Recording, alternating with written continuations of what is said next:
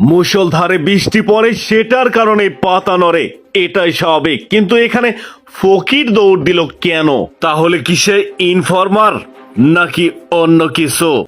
বন্ধুরা, এমনই এক চাঞ্চল্যকর তথ্য ফুটেজ নিয়ে হাজির হয়েছে। আশা করি লাইক কমেন্ট শেয়ার করে পাশে থাকবেন।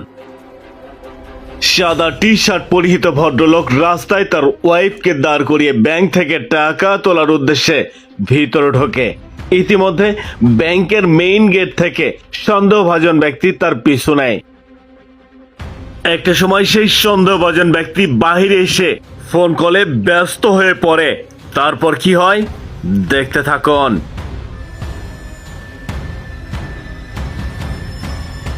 সেই সন্দেহভাজন ব্যক্তি ব্যাংকের ভিতর ঢুকে গেল।